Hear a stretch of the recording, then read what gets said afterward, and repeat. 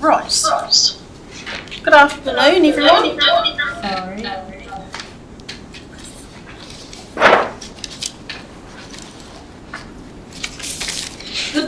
Lovely. So, Whakatane District Council are now live streaming our Council and Standing Committee meetings held in our Totoro room within the Council building. The webcast will live stream directly to Council's website and YouTube channel in real time. The purpose of streaming our meetings is to provide greater access to Council debate, decision making and to encourage transparency. To those members of the public here today, all care will be taken to maintain your privacy. However, by remaining in the public gallery, it is understood that you give your consent if your presence is inadvertently broadcast. Please be aware that microphones in our room are sensitive to noise, so please remain quiet throughout the meeting unless asked to speak. Health and safety. In case of an emergency, please follow the building wardens or make your way to the nearest exit. The meeting point is located across the road at Peace Park. Bathroom facilities are situated at the left near the Chambers foyer entranceway. We will now proceed to the first item on the meeting agenda. And just before that, I'd like to welcome Stuart Henderson to our, he's our independent chair of the Risk and Assurance Committee, so welcome to our meeting, Stuart. Stuart will be allowed to participate in any discussion, but he is not a member of the committee, so he doesn't actually have any voting rights. So just to let you know that he'll be participating.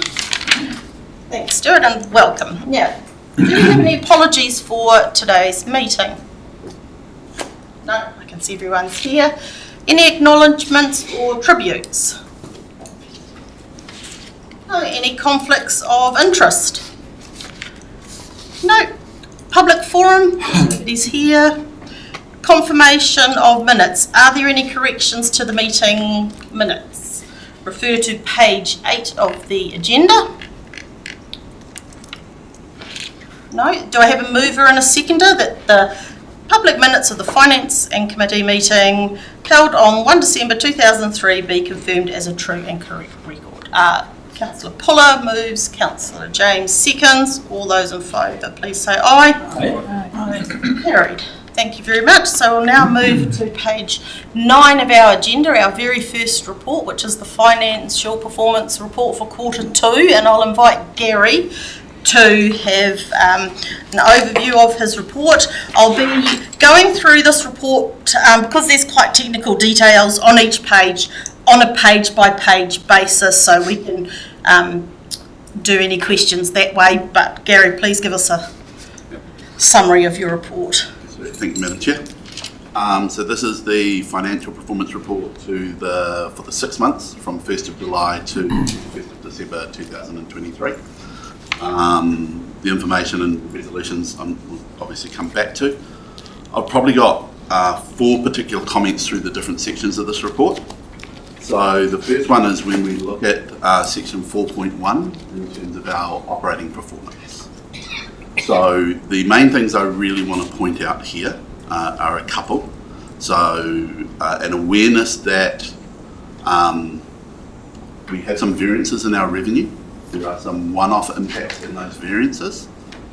The variance in revenue from rates is because of an accounting treatment from our year-end accounting processes with Audit New Zealand, where we accrued rates associated with water. They have reversed on the 1st of July, which is bringing our revenue down. When we accrue those again on the 30th of June next year, that will bring our revenue back in line. So you'll see in our forecast in the next paper that's not considered to be a significant issue. User fees and charges. I'm sure the committee will be aware that our 2023-24 user fees and charges process was delayed in terms of implementation and execution and had some variation in it, which was previously been reported. So we are expecting that to be down, which it is year to date, and we'll cover off that it remains down, but not by as much in the second half of the year. The subsidies and grants income is down, but it is offset by lower expenditure. So that's mostly associated with operating projects that are now anticipated to complete in 2025. So the expenditure moves to next year, and so does the revenue. Those are really the major items. The other one in operating, the other one is around capital, which is consistent with the previous report in the previous meeting to this committee, where we did talk about the fact that we, based on an action requested through the CE's KPIs, we reviewed the phasing of capital projects that were in the 23-24 plan, and we previously identified that a number of those, when you account for them on a whole of life basis, although we had budgeted for the whole of the cost of the project in this current year, some of it is now going to be spent in 2025 or beyond as we execute those projects in front of the plan. So we are down in capital expenditure, but we anticipated that that would be the case from that process. Those are my comments in relation to 4.1 performance. The next one I really want to talk about outside of performance is section 4.8 on page 13, which is the sundry accounts receivable. I want to provide an update on where we are currently at in relation to the significant collection now due from Ministry of Transport. As you may recall, in our previous meeting we addressed that we had not invoiced the Ministry of Transport for their share of losses and capital contribution related to the airport. We did do that invoicing in December. We had conversations with senior management at Ministry of Transport where we thought that although we had not completed the audit processes for the airport, that they would be able to still make settlement. We're continuing to have those discussions, but as you can imagine at the moment there is a lot of movement in terms of expectation and roles and understanding within Wellington, right? So I am not at the moment entirely comfortable that we will be able to collect the money without getting our audits done. We are continuing we'll collect the money eventually, but we will need absolutely to get the audits done, so I think. We'll continue to talk to management to try to get settlement earlier, but at the same time we are going to now put, once we complete the LTP consultation documentation, my highest priority will be arranging those audits to be completed so that we can't get management to sign off without the audits, we can deliver the audits and collect the money. It has a small impact in terms of, so I don't think the risk of non-collection is high. I think ultimately we will collect the money. I don't think that's in doubt. It has a small impact on our cost of capital because not having the money at the bank, we will have a small interest charge that we are not recovering or returns. I expect that this will, most optimistically, if we can't get management to sign off on settlement, it will probably be towards the end of June that we would get it at the earliest.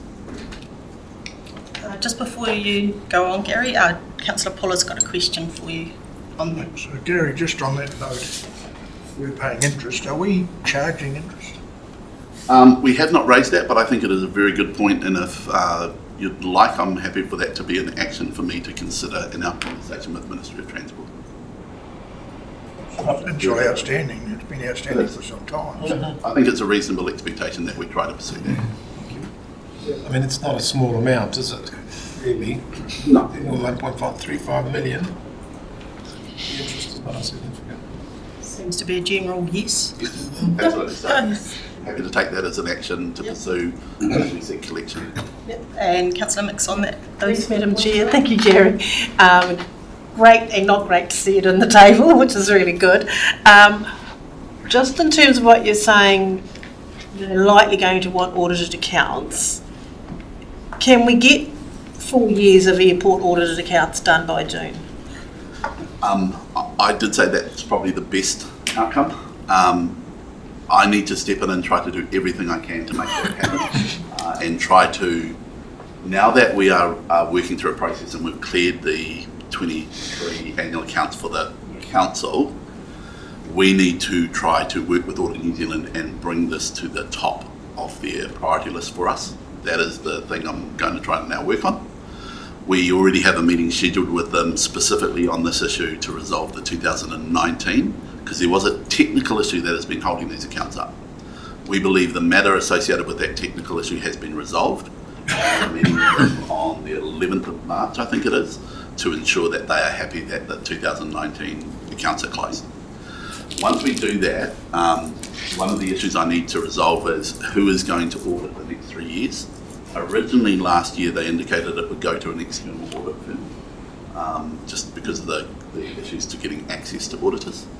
I am contemplating whether that is the best avenue to get the fastest resolution. So I'll probably make that decision as I have that conversation with Audit New Zealand on the 11th.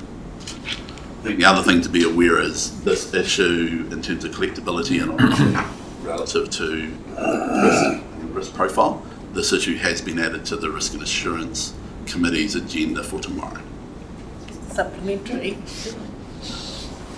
Not wanting to sound ignorant, but do we have to get 4 sets of audited accounts now, or can we combine 29 to 2023? I think we have to get 4. Okay. Just because of the process. If we try to fight to get outside of the process based on logic, we'll probably end up taking longer than if we just lean into the problem and follow the process.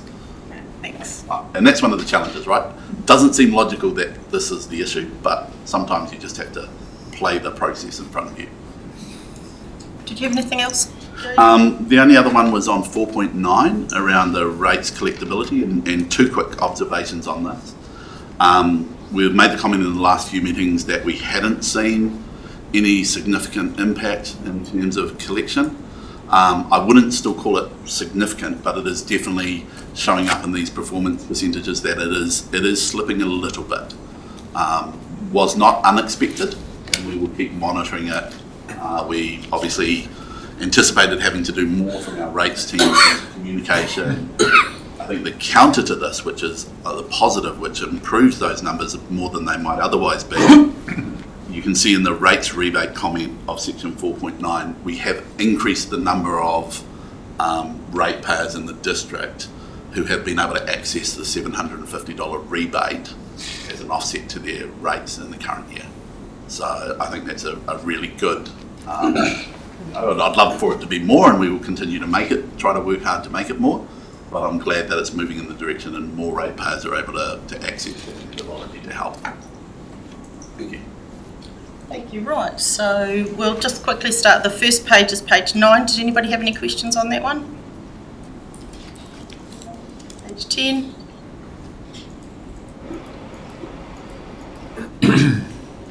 Eleven.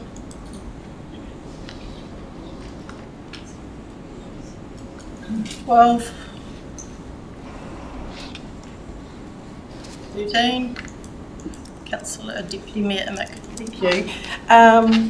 It was good to see, Gary, the trade waste debt recovered number go down. But my question is about 90-day accounts and writing off accounts, because that seems quite significant. And I know in the narrative there you've said we're going to pay more attention to it, but what qualifies as a write-off? So we need to develop and document. There is existing policies. They have not been updated. They are management policies, not public council policies. There are existing policies I want to go through as part of the process to define and formally document what we will do and how we will do it. There is a concept of economic efficiency. At what point is the amount that we're trying to collect based on the age not worth it in terms of what it will cost us to pursue that debt? So we would spend more to collect it than we would actually be able to get. Those are not black and white issues. So we are trying to design the process and the data insights together to make sure they can make us more effective. That will mean a little bit of cleaning up some history and then maintaining consistency of approach to managing that debt going forward, so we don't get this bubble at the back end.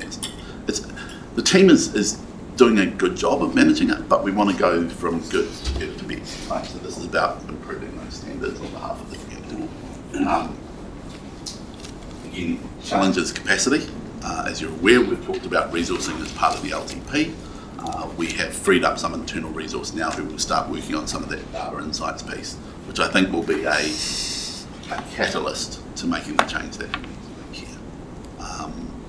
here. And I expect that not necessarily in the May meeting, but beyond the May meeting, that write-off process and the consistency and impact of it will be something we will be reporting through this meeting. So you will see that, and to begin with, you're going to see a very large number as we clean up, but then you'll start to see a consistent trend and understand the materiality of it. Does that make sense? Any other questions, page 13? Move on to page 14. Your worship. Yeah, your rates debtors number there, which is actually quite significant, 1.7 million, of which 1.35 million is Ministry of Transports again. I mean, what's the remainder then, the other 400,000? So it's combinations of a number of different pieces of invoicing, and that's the work we're talking on doing in terms of breaking it down and Okay. doing the analytics and insights that come from it. Anything else, page 14? 15. Councillor Poller, then Deputy Mayor Imick. Just in terms of the rates, Gary, are a lot of people doing their rates on a payment plan? And does that distort the figures that we're looking at here? No, because the payment plans are aligned with the invoicing date. So by the time we report a quarter, you've got a consistent year on year. If we had a big shift from one payment methodology to another over in a short period of time, yes, it would account for it. But we haven't seen a material shift. There's a small drift in terms of people increasingly using weekly, fortnightly and monthly payment cycles over making a one-off payment. We're definitely seeing a continuation of that, but it is not a massive shift like we saw a number of years ago when we introduced those processes. It's not distorting the numbers significantly at all. The good thing I think is it is going up slightly, which is again a recognition that I think the team, the work from communications and supporting, making sure community members are aware of the tools that are available to help them through the process of managing payment are working. We'd love to see them work more and be more effective, but at least they are achieving some aspect of what we're trying to achieve. On the same page, so with our nearly $8 million worth of land rates debt, does that include penalties? It does. So what percent is exclusive of the penalties? I'm going to go off. They must compound as well. I'm going to go off. So the process is, just so you're aware, in terms of the current year's invoicing, there is a penalty applied for each quarter, and from there is a penalty applied once for the year that it goes into the following year. We then do not continue to compound 10% on 10% on 10%. We only do that single year, full year payment every 3 months. I'm going to go off the top of my head. This is a piece of, it's an action that is outstanding for me to come back through a council briefing to give some more accurate detail, but I'll go off the top of my head. I think about 30 or 40% of it is actually penalties. Right? So we do have to balance the concept of the collectability of those. So the good thing is we do account for collection and we do have a reasonable collection amount, but that concept of how much of the total pool is not being collected, I think you'll appreciate that the penalties are not necessarily anticipated to be a cost offset. So the fact that they're there and may eventually be written off is not necessarily a detraction. I mean, we would like to collect them and we do work hard on collecting both the rates and the penalties. I think it's more important if we have to sometimes with different members to work through a process of financial hardship, we're more likely to try to get them to settle the rates portion than the penalties portion, because the rates is a direct contribution anticipated in advance. So, sorry, No, keep going. does that need to get reported separately? Because it puts us into a false sense of our rates are worth, like 7 million on rates, Yeah. Is how many %s of that, 14%. I'm happy to bring in an extra table that does that piece of analysis. I think it will be useful in this report on a quarterly basis. We will bring it to the briefing so we can have a deep conversation, but I do think it's a KPI that I know that is available to us. It takes a little bit of work, but I'm comfortable we can have it in place for the May meeting. So I'm happy to take another action to add a report that shows the breakdown of the nature of the rates receivable outstanding. Thank you. Sounds like a good idea. Councillor Isles. Thank you, Madam Chair. Gary, item 6.1, first bullet point, roading has increased by 660k in 2023. This is due to a large invoice for the Matahi Seal extension. That would be on the special purpose road, right? I do not know the answer to that. I will have to go have a look at it. Well, it would be, because it couldn't have been within our set extension policy, I wouldn't have thought. We did do seal up there. The point or the question I'm really asking is, we in the past have always had a sum of money from central government pertaining to special purpose roads and activities, and it was always my understanding that that money was paid in advance, and if we didn't expend it by the end of the financial year, we had to return it. That's why I'm a little bit wondering as to why it would appear there. I don't have the answer. Unfortunately, I will have to go away and find it and return through email correspondence. All right, any other questions on page 15, 16 or 17? No, I'm not seeing any show of hands. That's great. So we'll go back to the recommendation that's on page 9, that the Finance and Performance Committee receive the financial performance report for the period ending 31 December 2023. Do I have a mover? Councillor Puller, secondary Councillor Boynton. All those in... Oh, sorry. Is there any debate? No. All those in favour, please say aye. Aye. Carried. Thank you very much. So we'll move on to our second report, which is on page 18, which is the financial forecast report for quarter 2 to 30 June 2024. Also our GM, CFO and General Manager Business and Partnering, Gary. Would you like to give us a brief summary of your report, please? Yep. So the themes in this are very similar to the half-year performance. Yeah. So I think, one, that makes it easier to understand, and two, I think it's a recognition that with the planning cycle we went through, with what we anticipated and what's happening in the market, there is consistency in our performance. What's happened in the first half is what we anticipate to happen in the second. I think there's nothing that we're seeing that would change the trend of those in a material fashion. So the major takeaway in terms of variance, I think, is the one that is around the deferral of projects cost from 24 to 25. And I just want to put that in the context of reminding the committee that when we set the annual plan in the first instance, we did raise some concern that we had too much cost in the current year and would need to consider the phasing of it. It's still the right cost for the budget, but spreading it over the whole of the life of the project, both in terms of operating projects and CapEx projects, was an improvement we needed within the organisation. The fact that we're able to identify that now in these quarterly cycles, rather than identifying it at the end of the year or in the last quarter, I think demonstrates that we are making those improvements. I think we have also seen some of that benefit flow into the way that we're looking at our project planning for LD. So I don't see it. It is a variability to plan. In some ways it was identified, but we couldn't eliminate it from the plan because we didn't know the specificity of the individual project that would or wouldn't move. As we put the work in the first 3 and 6 months, we've been able to do that piece, and now we know with much clarity which projects are and aren't spread across multiple years as opposed to delivered in a single year. Okay, right. It's only 5 pages, so I'll just take the report as a whole so you can ask any question on any of the 5 pages in the report. Deputy Mayor Emmett. Thank you. If we just look at page 20, and we had a discussion this morning about the Better Off funding projects. So that was a pool of $5.7 million, and we're invoicing as parts of the projects are completed. So my question is, how are we reporting it in here?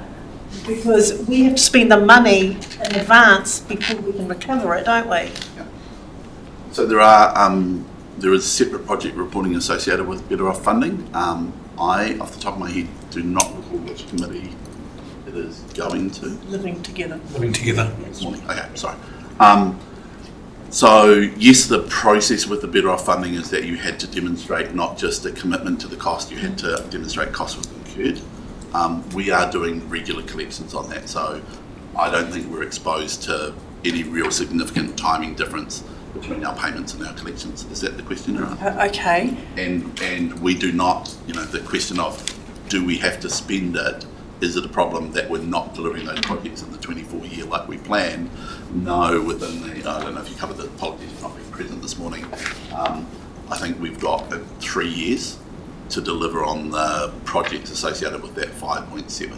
So we do have to utilise it all within a 3 year period. Yeah. And you're right, and I meant to mention it this morning, we don't want to take to 2027 to deliver some of these things that are costing us money in advance, significant, We don't get paid at the end of the project, so we are able to seek payment immediately upon payment. So let's say you had $1 million project and we incurred 200,000 of it this month. We would not be waiting until the end to claim the $1 million. We would claim the 200,000. Yeah, okay, yeah, right. Next month. So and don't forget, if we've got payments, they're exposed to accounts payable paying on the 20th. So in terms of cash flow, it actually matches. We demonstrate that we've received an invoice. We might not have paid it yet. We send it across. Hopefully we get payment at the same time that we're making payment. And the impact on cash flow is minimised. All right, thanks. Do we have any other questions on pages 18 to 22, our GM?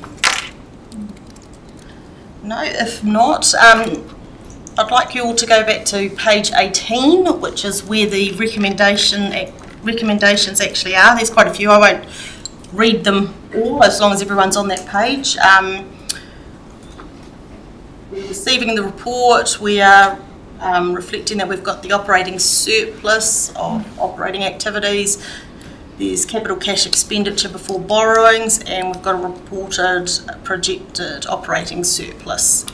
And the third one is that it be noted the impact of the Q2 projected deficit being in line with Q1 and Q2 projected net capital expenditure being lower than forecast Q1 means projected borrowings are now forecast at 33.9 million, being less than previously approved by Council at 40 million in the Q1 forecast. So everyone's clear on those recommendations?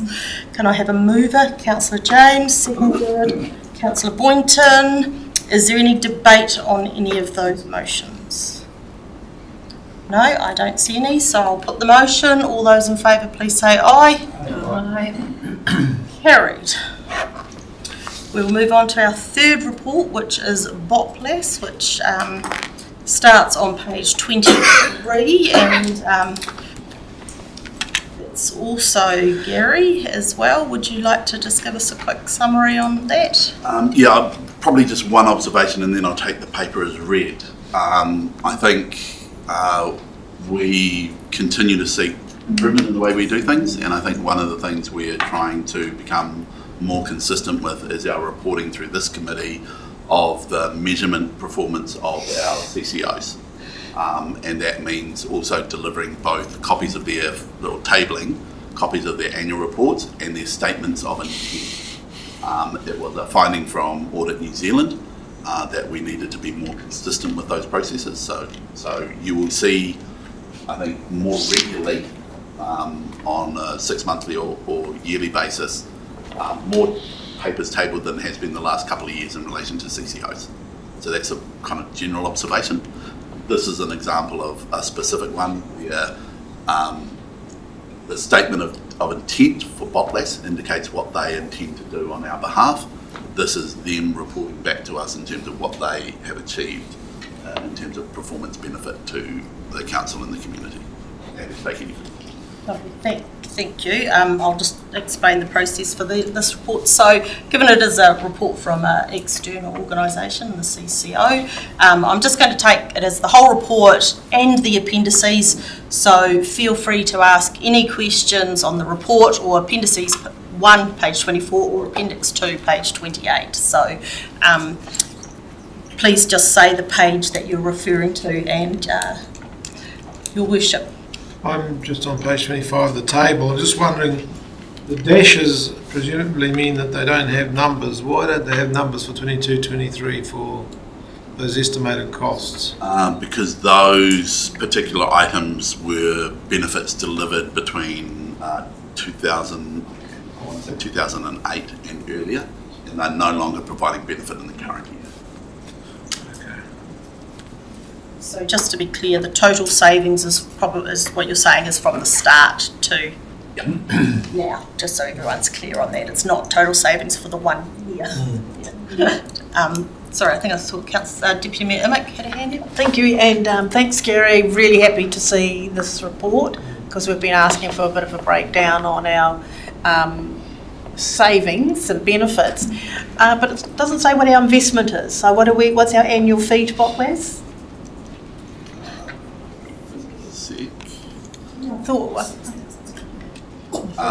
We contribute 31,600 plus GST, plus we also contribute 2,600 to the N3 procurement function, which they organise for us. So in total, it's just under 35,000.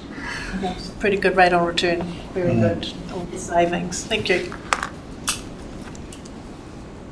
Have any other questions on that report or the appendices? No, if not, I will put the recommendation, which is on page 28, that the Finance and Performance Committee receive the Botwaz report's joint procurement estimated savings for Whakatane District Council 22-23 and joint procurement estimated savings to 2008 to 2023. Do I have a mover? Deputy Mayor Emick, seconded. Councillor O'Brien, is there any debate on that motion? Oh, just a comment to support the Deputy Mayor that it is good to see that we're saving some money by this mechanism. Yep. Okay, I'll pop the motion. All those in favour, please say aye. Aye. Carried. Thank you all. Right, I think the next report, our resident survey, is on page 40. We might get a bit more debate and discussion on this report, and I welcome Holly to the table. Madam Chair, as she's coming up, I've got a personal matter to attend to. Do you mind if I be excused? Oh no, please. We haven't got you for No, those are all anything else, have we? No, I didn't think so. Yes, no, please be excused, and thank you for your attendance. Thank you, Gary. Cheers, Gary. Right, Holly, did you want to give us a brief summary of the report? I can do. Hello again. Today we're presenting the 6-monthly resident survey report, which is produced by Sil Research. The only changes that you'll see in this report in comparison to other ones that we've brought to you is that we now have included a comparison against other Eastern Bay of Plenty Council results where available. Otherwise, the main takeaway from this report is that we are still tracking fairly well, and our overall satisfaction year to date is tracking only slightly behind by 1%. And 8 of our 15 LTP measures were below target. However, this is within the margin of error. Otherwise, I'll take the report through. Thank you very much. So what I'm going to do is we'll take questions for the report, and then we will go through the appendix 1 page by page. So are there any questions just of the report or what we've just outlined first before we go page by page into the appendix? No? Okay, so the appendix is on page 43, so we'll go to that there. Do we have any questions? Sorry, we'll go through I suppose we could start at page 45 as just the summary. 46, we start to have some actual results there. Is there any questions on page 46? Deputy Mayor Emick. Thank you. Hi ladies, thanks. Just when you say the margin of error is like 5 to 7 to 9%, are you saying that we're not tracking any worse? It's not very good. There's more positive. There's more negatives than there are positives if you exclude the margin of error. How does that work? Like, how do you get 5% margin of error on one and then 9 on another? I think it's around the number of people that are surveyed and the number of people who've used those services, and that's how they calculate that margin of error. It's a good package. Yeah, and also how many people they've been able to contact for the sample size. So if you've got a larger sample, probably a smaller margin of error. If you've got a small sample, Any other questions on page 46?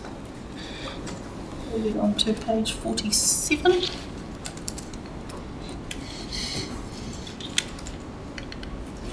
Page 48. We have the leadership of the mayor and leadership of councillors. Going down or the same? Yes.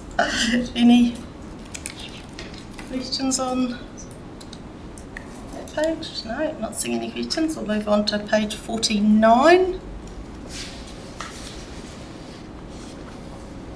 Key highlights on page 50. Well, I'd just like to say it's Yeah. It's good news to see the dog control percentage is going up.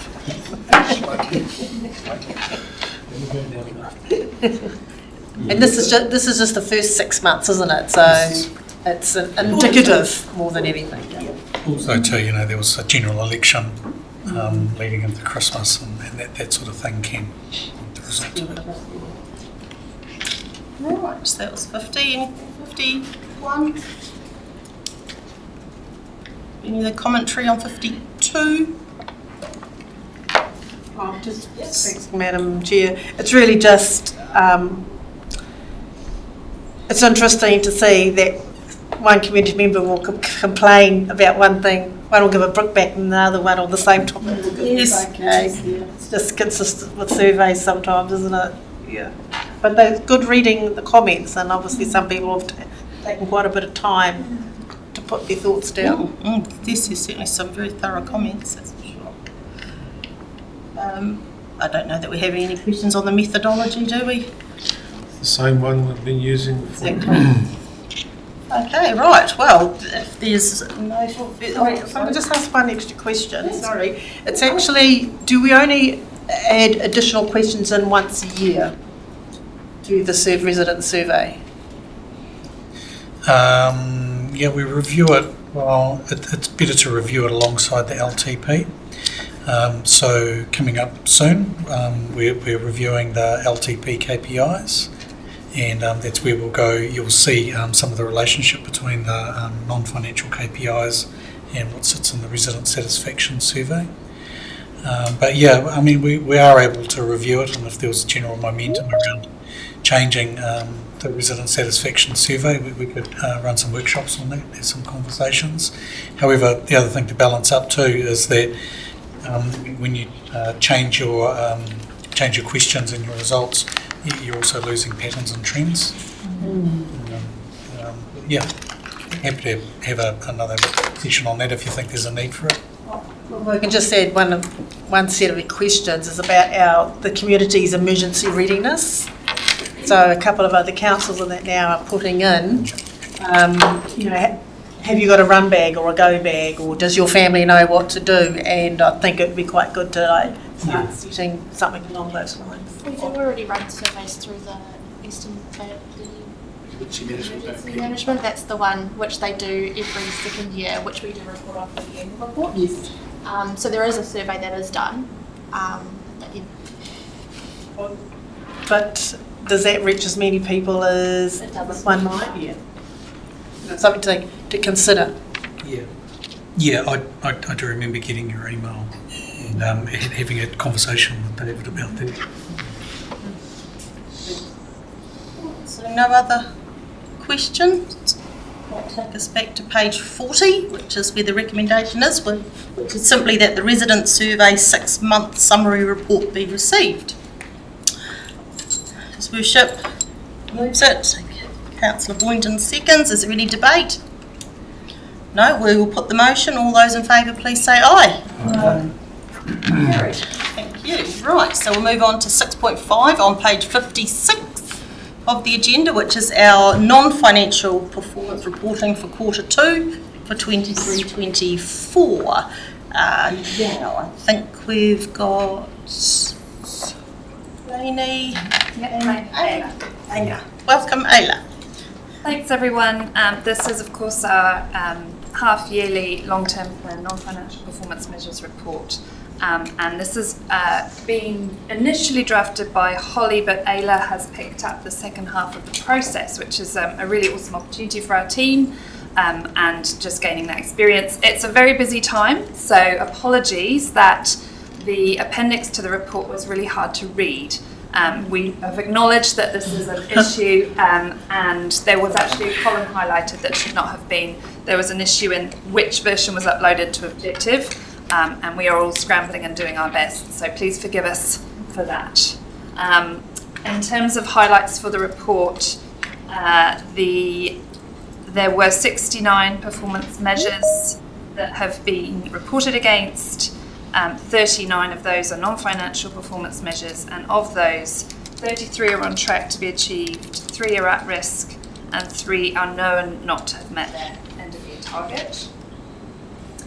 One of those is the spatial plan, as you will all be aware. That is now being moved into the next financial year.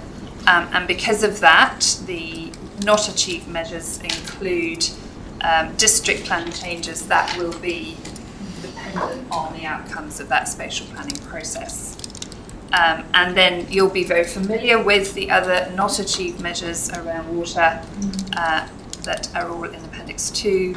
In terms of the at-risk measures, the customer service requests around roads and footpaths is at risk, and also the Whakatane Holiday Park occupancy statistics.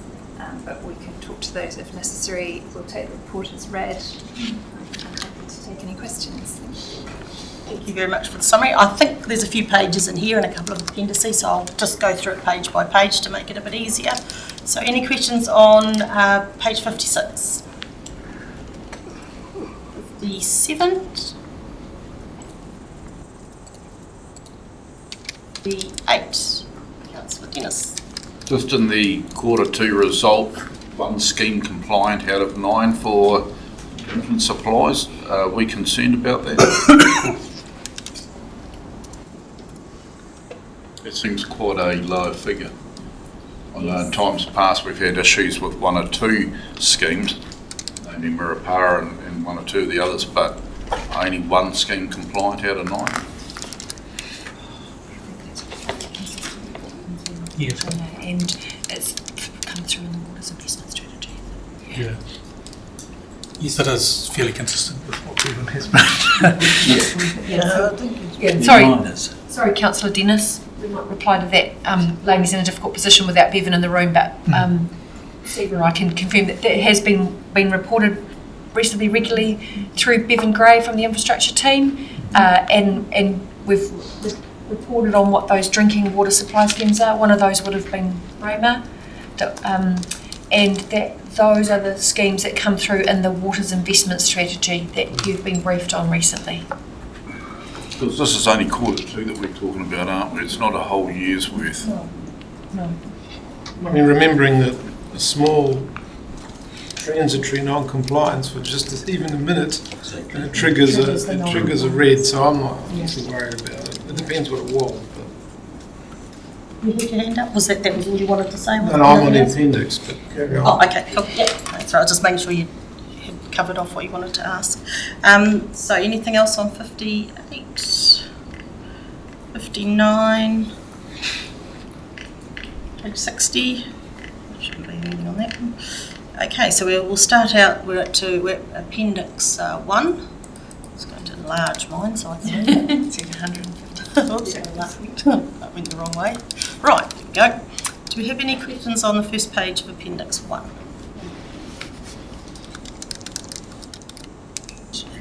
Appendix 2 on page 62.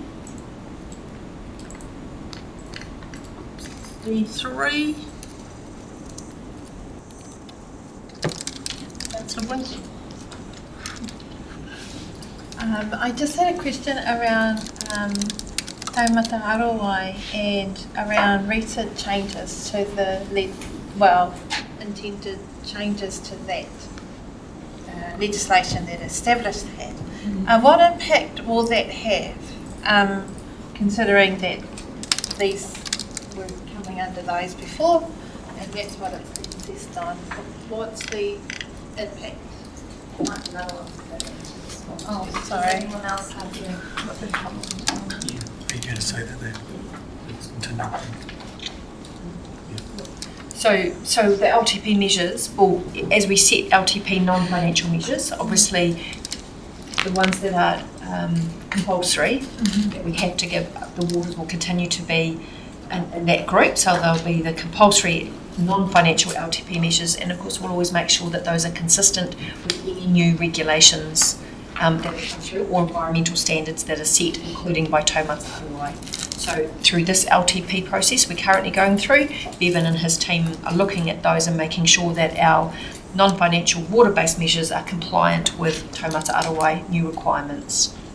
Does that make We'll be sense? taking you through what those measures are likely to be on the 13th of March. So we have a workshop specifically on the next non-financial performance measures for the next LTP. Okay, so that would be a great opportunity to ask those questions and look for that if there's been any variance, noting that Taumata Arowai are not lifting the standard very high all in one go, that we will be seeing an incremental, we will see an increase in standards over time, but that's the perfect opportunity to ask the waters team about those water LTP measures. Okay, no, thank you. Supplementary, please. So, just talking about in terms of the legislation and water standards, and we understand the significant costs that the council has to look at to be able to keep on maintaining those, and we've had to take into the consideration the risks we have in terms of how we may not meet those regulations. But that's a risk we have to take if we do not have the capital to be able to fill the requirements. Would that be fair to say? That's my understanding. Yeah, which is exactly the conversations we've been having in terms of those LTP Three Waters impacts of the repeal of the report. Thank you. It's just to make it clear, because I understand that we may have whānau who are looking at the reports and also watching our meetings, and none of us look like we're blinking an eyelid as we pass through these agendas.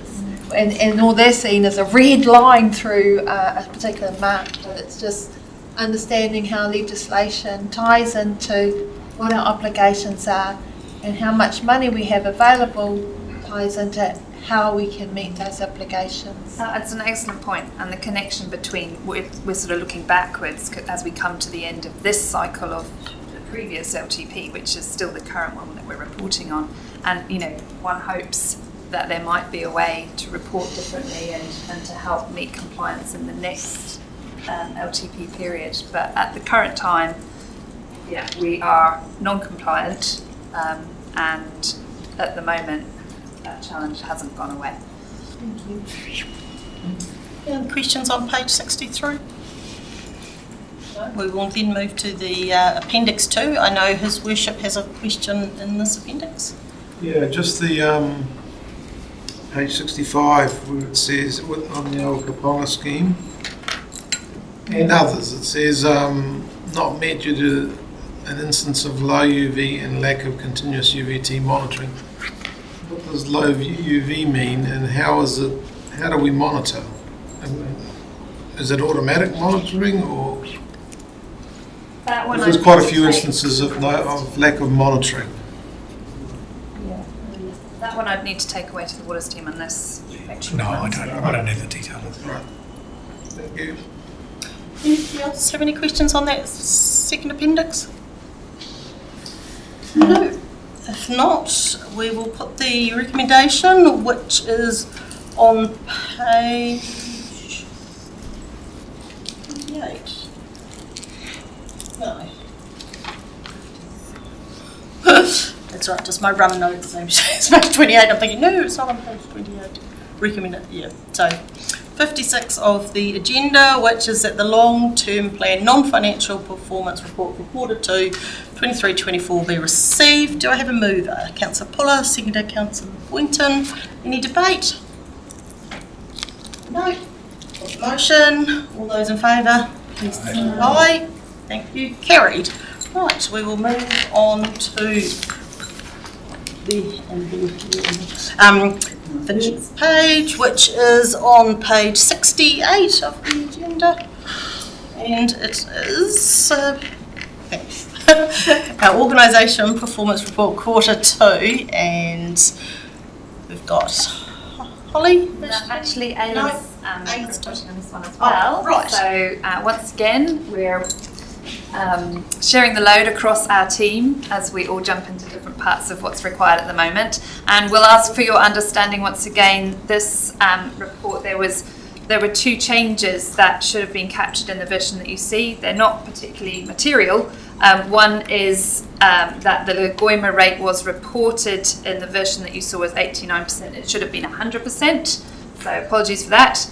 And then also there was just a slight change to the wording in the Emergency Operations Centre measures. So the final version that is now available, or will be available publicly, will have that corrected, but it doesn't make any difference to the sense of the report. So I just want to acknowledge that and apologise for that on behalf of the team. As you know, this report tells a story of what's going on organisationally across those 4 high-level performance measures of service performance, financial performance, emergency preparedness and organisational health. The summary would be that we're tracking very closely with previous results. There are some good news stories. So our energy efficiency does continue to improve. That's come up a few times in recent meetings, and that's great to see across various facilities. Preparedness has really increased due to those 2 key positions that have been appointed, which is wonderful. And in terms of processing requests, our performance is really consistently high at the moment, which is great to see. Financially, you've heard Gary's reports earlier in this meeting. So OPEX is down from where we expect it to be budget-wise. Fees and charges, revenue, rates, debtors, percentages are slightly lower than target. But at the moment, 70% of the council business plan programs are on track, which, considering the number, is a reasonably high proportion. So there's a lot in there, but happy to take your questions about the content of that report. Thanks. Any questions just on the first 2 pages of that report? We'll go through the actual appendix 1 page by page, but any questions on the staff report? No, we'll move straight into the appendix. I'm just going to take you to page 72, because the other pages are just intros. So any questions on page 72? No, 73. Oh, Deputy Mayor Emick. Thank you. Hi again, thank you ladies. Just in terms of our employee count, and so we're up 8% from the previous year, and so do we have a full complement of staff? Like, are we now starting to be able to be more effective across all the range of projects and stuff? We've now got a full complement. Yeah. Oh, Michelle's here. Great. She can answer for me. Welcome, Michelle. Is there? What was my Michelle? Good afternoon. I guess the short answer is no. I don't think we'd ever be at a full complement of staff. There is always going to be some turnover, but we certainly have made quite a lot of progress in the last year on recruiting for some of our hard to fill roles. We do still have a number that are currently ongoing that are a bit more challenging, but we are making progress in the right direction. Thanks. Any other questions on that page 73? Yep. Please, Deputy Emick. Just the next one down, culture survey. So is our goal each quarter to have 70% of staff fill out a survey, and the next quarter another 70? How does that work? So these results aren't the participants participation, this is the score. So the way it works is that each quarter we send an engagement survey, which is very similar to the one we do every 18 months. We send it randomly to 100 people within the organisation, and so that is the score that we've got. Our participation is probably sitting at around 50 to 60%, so 50 or 60 completed that. Our target score is 70%. As you can see, we've dipped in a little bit around that mid-60s range. As we've specified in the report, these results quite closely align with the 18-month survey that we did in November last year, and we've got a report going to the exec team on Tuesday next week with the plan on what we're going to do around those engagement survey results. Thanks. Lovely. Any other questions on 73? We'll move on to 74. Is there anything there? 75. Councillor Boynton. I just had a question around the service inquiries there. Having been somebody who's complained about noise and then also been a person who's been complained at because we had my sister back from Australia.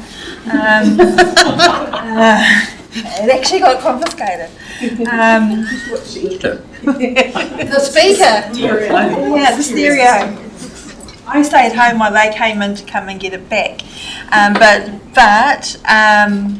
what I can say is that from that experience,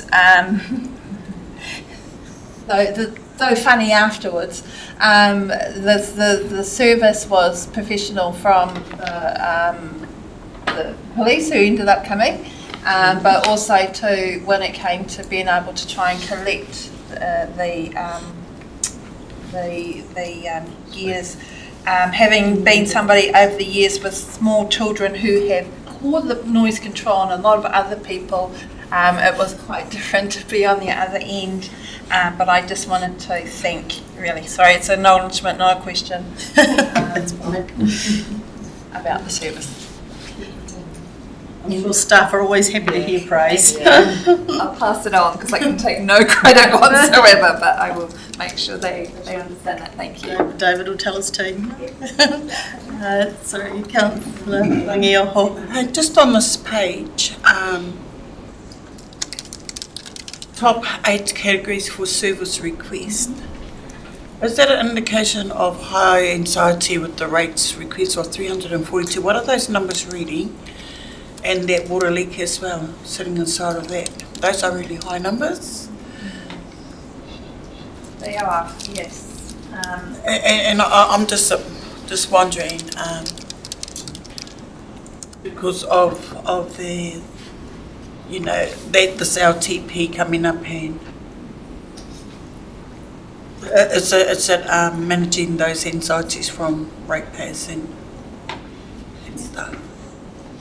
I would say so. Obviously, there's a whole bunch of assumptions in there from looking just at this information, but that is the story that it seems to be telling, is that people are struggling in certain ways, and when people struggle, the spread of what they're going to request services for will shift, the mix will shift. It's possible that is impacting, and as governance, you might be likely to see that trend continue. It's increased, yeah. I think it's decreased. I've just seen that. I just looked at the colours and then I saw it decrease. But also, increased in the water. Cass is down the back, and I just wondered if Cass wanted the opportunity to talk about maybe why the numbers were high and why they've decreased. Good afternoon. As the Manager of Customer Service, we received the request from the public. So I'd like to speak to this one. Sorry, thank you. So with the stats, it is also time dependent. When invoices get released, we get an influx of certain queries. People will notice that their postal address needs to be updated. They may notice that they've got credit in their water which they would like to transfer to their rates to pay for their rates. So it can fluctuate quite dramatically. dependent on the time of the year and what notices have gone out, especially when late notices go out. People want to pay for their late penalties. So it does fluctuate quite dramatically at times. Tess? Councillor Isles and then Councillor Dennis, you wanted to say something? Yep, Councillor Isles. Thanks, Chair. My only comment was on the last one, the water leak, and I just again would think with the reduction, it's virtually the whole district now is metered. So again, the residents get an opportunity to see whether their leaks are there and to notify council accordingly. So hopefully the water meters are having an impact on the water leak issue. That one's gone the other way, I think. Well, it has. Yeah. But again, is it a result of the water meters being there that people have been actually saying, whoops? So with water leaks, we do find with temperature fluctuations, you get an increase in water leaks due to the contracting and expanding of pipes. Mm-hmm. So we do find that if we have a particularly hot period that we get more notices. And also you'll note that last year it rained quite a lot, so water leaks were not apparent. Right. So sometimes it's just whether they're visible or not. So yeah, it can fluctuate quite dramatically for seasonal differences as well. Right. Dennis. I was on the same thing, but it's great to have you here. Makes sense, thank you. Any other questions on the customer service request? No. Right, page 76. Thank you. This is about the building consents being about 20% down from the previous year. Is this because more consents are coming in as a multi-subdivision request? Or, I'm just thinking in terms of us doing our housing going forward, to have 30% less, is that an indicator or just this time of the year? I think you are seeing a drop in the number of building consents requested because of cost of building, inflation and the like. It's across the country, but we definitely, we saw it quite early. It's continuing. Just a supplementary. So are we keeping with our 125 homes to build new every year for 10 years? No. Numbers of dwellings over the last 3 years have averaged about 85. Right. So we are behind growth projections that we have, which is where the 125 comes from. Yes. All right, thank you. But there's been a 20% decrease in the consent number applications. Does that mean that we are catching up on being able to work on the ones we get? We don't have to use contractors as much? Yes, that is a consequence. We are still putting some out to contractors, but less so. So that'll actually be a reduction of costs in that department, or reduction in the amount that we have to pay. We're actually better off that way, I think. No, our hourly rates and the contractors' hourly rates are roughly the same. Thank you. That's why we're getting more completed, right? We're getting more completed because there's less applications. All right, no other questions on 76. We'll do 77. Sorry, I'm not sure who this one is going to go to. It's just about our number of Instagram followers.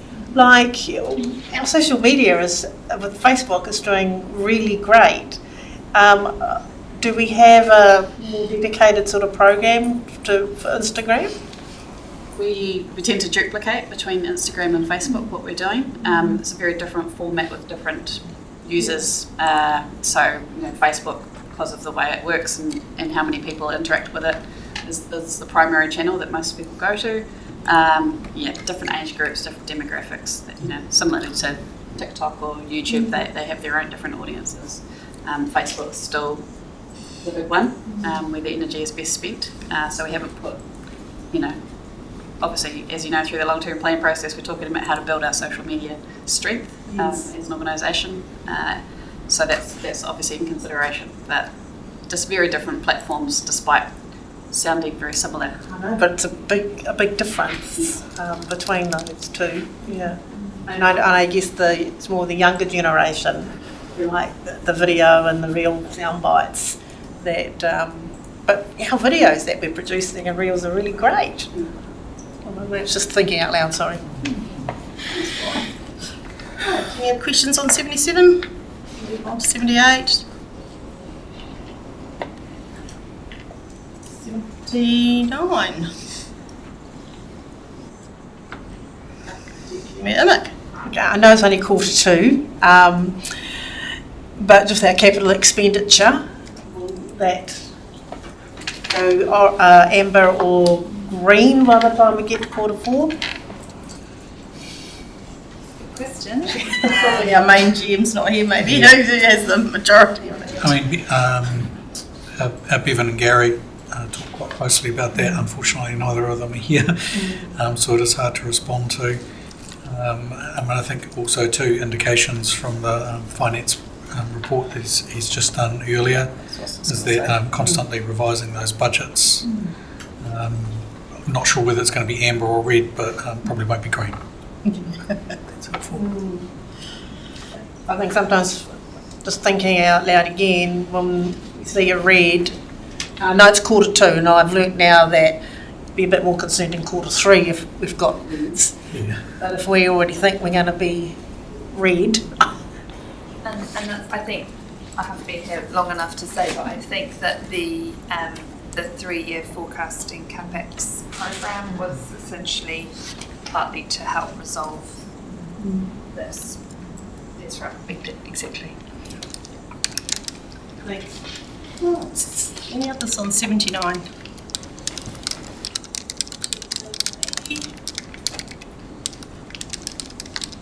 81, 82, 3, 4, 85, almost there, 86, 87, 88,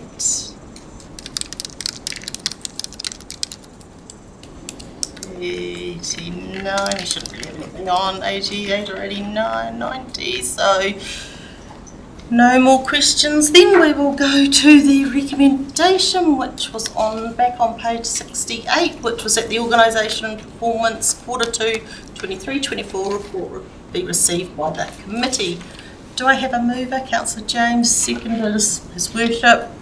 All those, any debate? No. All those in favour, please say aye. Aye. Carried. Well, we will now move on to page 91, which is our very last report for the day, which is health and safety. Have we got no Emlyn online? We've just got our staff. Alexandra's there. Oh, right. Oh, yeah. I just saw him online this morning. That was why I... It's been on leave from the afternoon. Oh, right. So, obviously Emlyn's away, so I'm just stepping in today as acting GM. You will know Michelle from many previous times at this table, but perhaps not as the Manager of People and Capability. So, Michelle's our new Manager of People and Capability. Oh, how fun. Congratulations. Michelle and Sandy to take you through this report. Thank you very much. So Sandy has written the health and safety report, so I'll hand over to her for a quick summary and then I'll take some questions. Thank you. Sandy? I wasn't going to go through everything, just a couple of points. You'll note there that I've said there's a due diligence visit coming up for you shortly down at the water treatment plant, and that's around towing of trailers. There was a Food Safe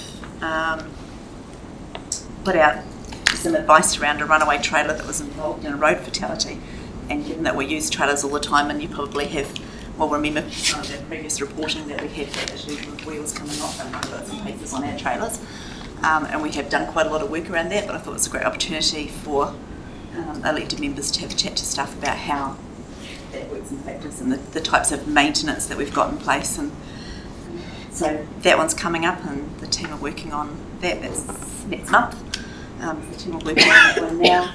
Obviously, your Landing Road one, for those that were able to go. Other than that, I wasn't going to run through any of the other things unless anyone had anything specific. I just thought questions if anyone had any specific questions. It's only a few pages on the report. We'll just take it as the whole report as a whole. So just say the page if you have got a question. So I'll open it up for questions now. Going once, coming to Councillor Dunjas. This thing they're out. Oh, well, thank you.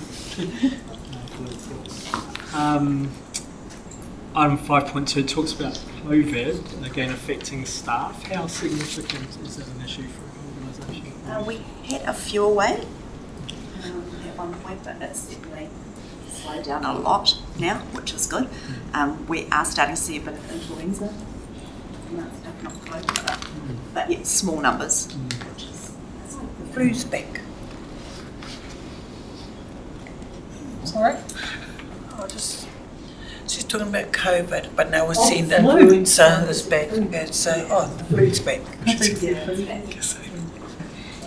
Thank you. Councillor Dennis. 6.3 remote lone worker devices. It says here that we've obviously purchased some and our folk have been trained on them. Are our workers feeling more comfortable or more assured when they go out? So we've had them for quite some time.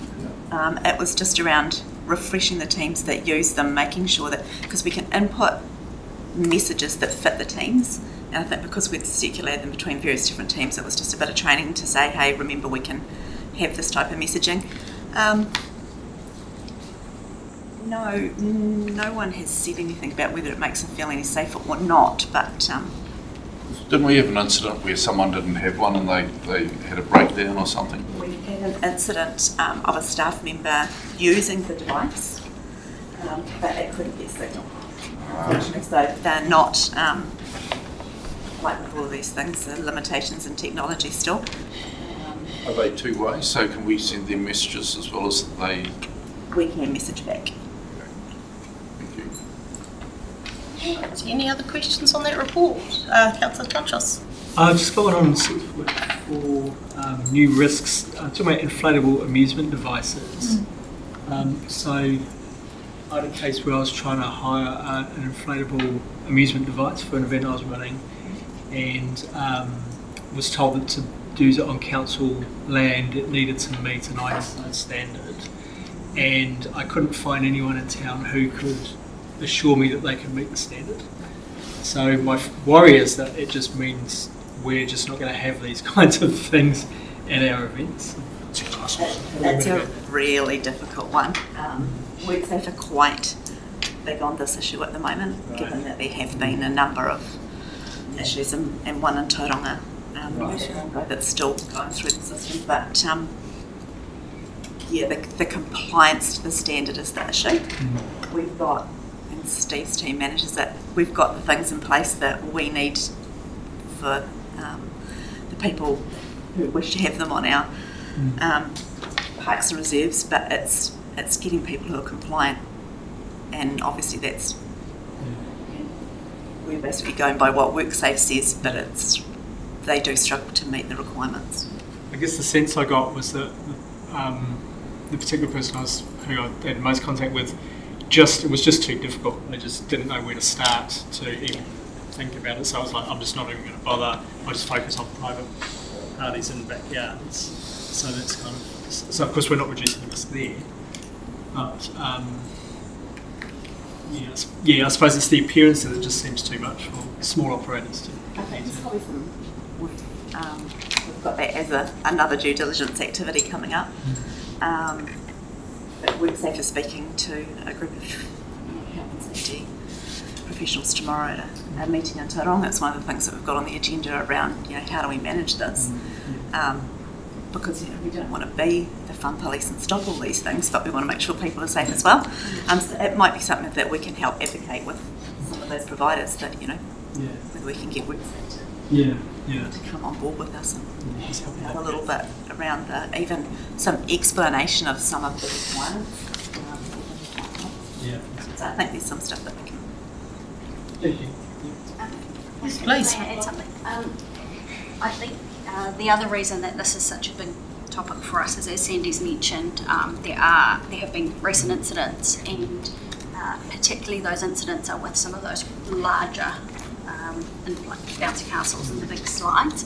And some of those, the one in Whangamatā and the one in Tauranga, they were both out of the blue kind of really freak events that happened really quickly in a space where there was a lot of people and a lot of children. So I think the reason WorkSafe is so invested in making sure this is done properly is that it can just get out of control really quickly, and this particular industry has a bit of a reputation for maybe not doing things in the safest possible way. So I think that's why it has become a very strong focus area for them. Supervision is often probably, low paid, casual workers who aren't necessarily well trained. Thank you. Thank you. Got Councillor Dennis has a question. Yeah, I'd like to go back to the lone worker devices and drill into that a bit. So we've established that we've had these devices for a few years, but we had an incident a while ago where someone was out of range and couldn't be contacted or vice versa. So what steps have we taken to put into place to make that to eliminate that risk? So we've had a discussion with a company that provides it around new technology coming in. So Starlink potentially will make an improvement to the satellite coverage, so the link to the satellite. We've also, the teams now have in place also who's going where, what vehicle are they driving.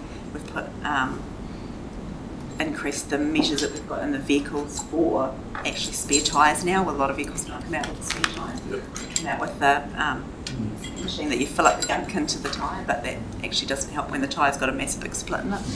And it's about it will take me this long to drive here.